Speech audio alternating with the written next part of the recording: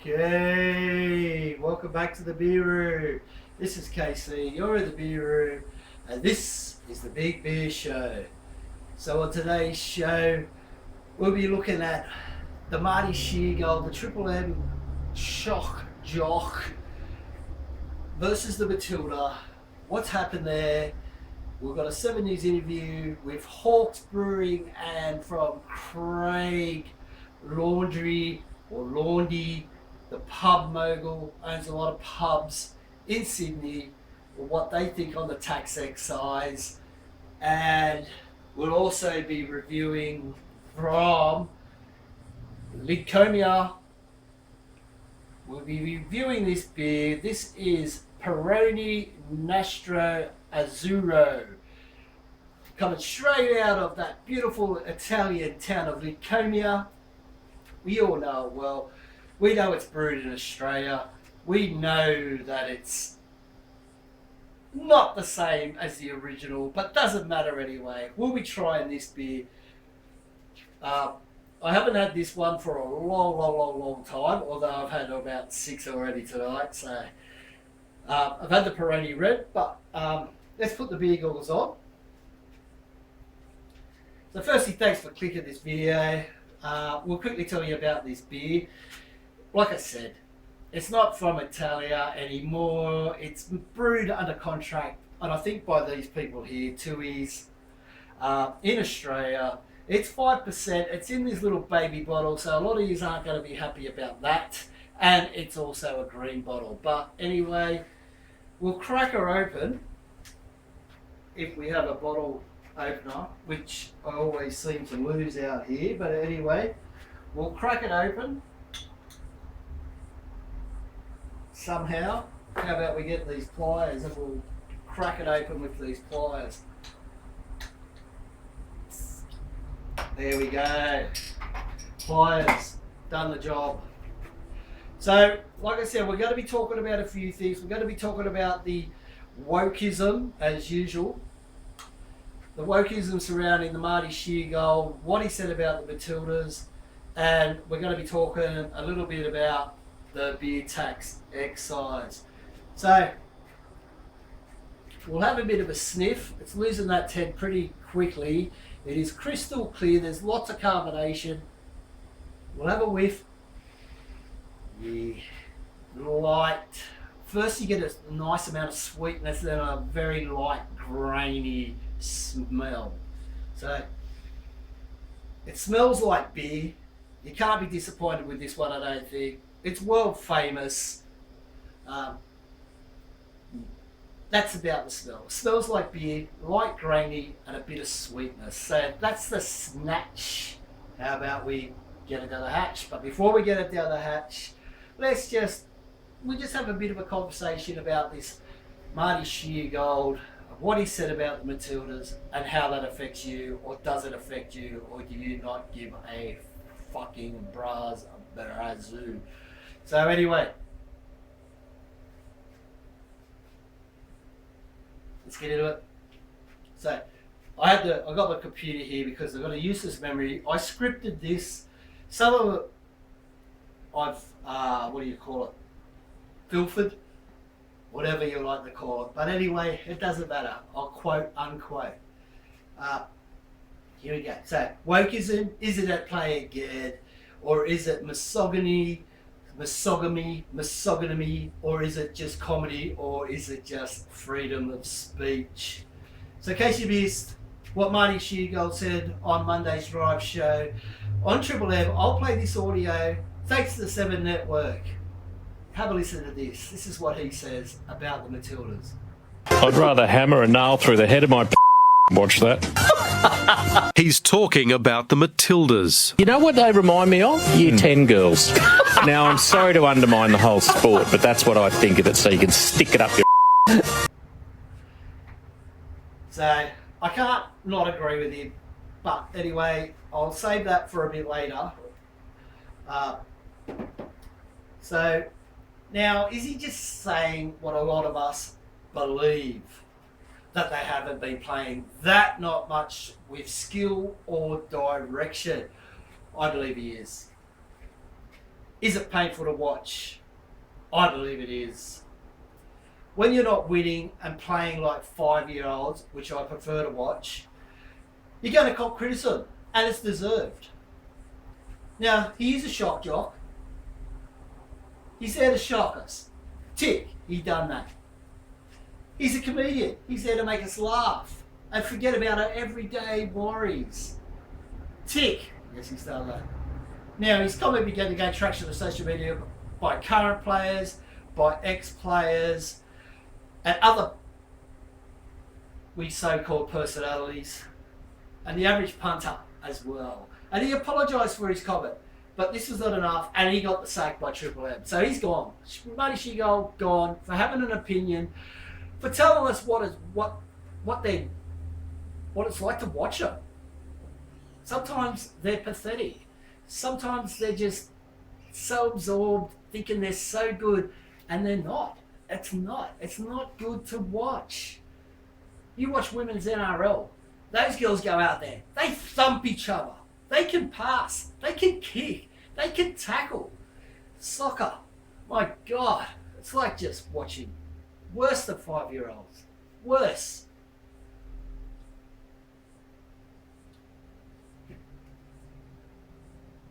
So, leave your comment. What do you think? Did he go too far? Or were we just turning into a bunch of woke sooks? This has probably needed much attention to an underperforming, believing in their own hype team. Let's hope this kick in the arse makes them a better squad for the Asia Cup. Let me know what you think. Okay. So I think that's enough about that. Like, you can't have an opinion these days if you're on TV, radio, or whatever. If you do, and it doesn't go with the majority of Karens, of wokes, of lefties, well then you're gone. You're just gone. But we'll get back to this beer. Like I said, nice small amount of carbonation. So we've done the aroma. We'll have a bit of a taste and let's see what it's like. Alright, sweetness. A nice amount of sweetness to start with, which you'd expect from a lager. I'm guessing it's a lager or a pilsner. Is it pilsner or pilsner? S or Z?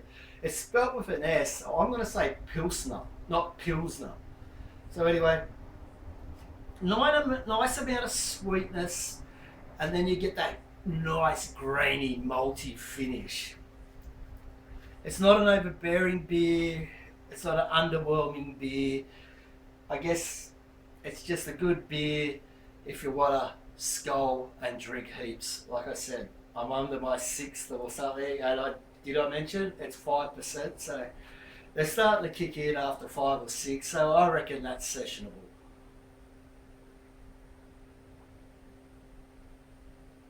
Right, so we'll move on to our second topic.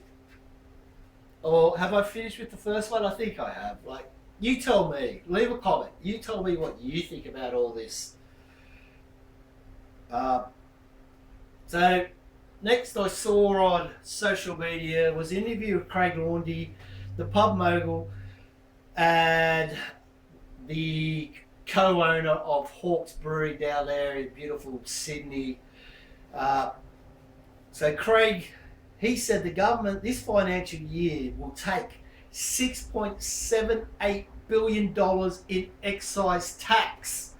That's our money that we're spending on beer. That's what the government will take off us. And by 2027, that'll be $9 billion. $9 billion. This tax's been around since 1983. And it goes up twice a year with inflation. So since 1983, when our fathers were probably buying beers for 70 cents. 70 cents, I reckon you would have got a schooner back in 1980.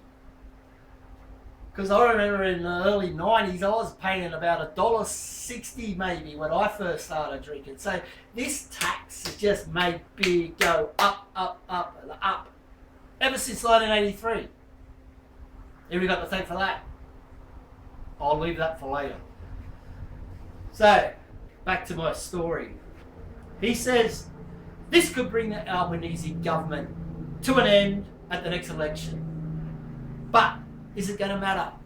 If Peter Dutton gets in, if the Liberals gets in, and God help us if any other party gets in, which I doubt will ever happen, it's not going to change. Governments don't change taxes. New ones introduce them, or old ones introduce them. New ones keep them, and then add another one on. So it's never going to go away. I don't know. I can't see how it could go away. Anyway, back to my story. He goes on to say, if you buy a 700ml bottle of rum, a 700ml bottle of rum, and you pay $60 for that bottle of rum, the government take $38 out of that cost, plus GST. So over half of that bottle that you pay, over half goes to the fucking government. Now that's just wrong. That's ridiculous. That's got to stop. Right. So, where are we? A schooner, it might cost you $10 or more or less, depending where you're at. $2 of that schooner is tax. So when you could be paying $8 or $8.10 or $8.20, no, we're going to pay $10 because of this stupid beer tax. A carton of beer, $60. $60 if you buy a carton of beer, $25 of that is in tax. Or if you want to make an equation, out of the 24 bottles you buy, the government are virtually taking 10 off you. 10 beers off you in their tax. Wine is taxed at a flat rate of 29%. So a $20 bottle of wine, $6 in tax plus $2 in GST, $8 the government's taken off you at a bottle of wine. Why is beer not taxed at the same rate? Is it because no one gives a fuck about wine? Wine sucks. Wine is fucking shit. Beer is the nectar of the gods? I don't know. So what do you think about the tax? Should it be like wine? Should it be a flat rate? I think so. Anyway, they also talked, this was off the 7 Network, I think. Did I say that at the start? I don't know. But anyway, bottle shop owner Alan Rubin says that a carton of Cooper's Pale, over half the cost is tax. Over half the cost of a carton of beer in a bottle shop, they have to pay tax. Now, one of these places are going broke. It is ridiculous. So we're going to move on now. We're going to move on to Nathan Lennon, the co-owner of Hawkes Brewery. Where are they? Camperdown, Botany, Silverdale, who knows? But they're in Sydney somewhere. Right, so he says the excise tax takes up to 60% of the cost to manufacture the finished product. The remainder goes on raw materials. Now, when so many breweries go into liquidation, this tax has to go. It has to go. They're paying 60% in tax out of everything they produce, and the rest is just on raw products and overheads. No wonder we have to pay so much for a 330ml bottle of craft beer, even though it's ain't craft beer. But I reckon if I was going to buy a 330ml bottle of craft beer, it's going to be about $6. I reckon they'd be selling these for about $3 or $4. So with this tax,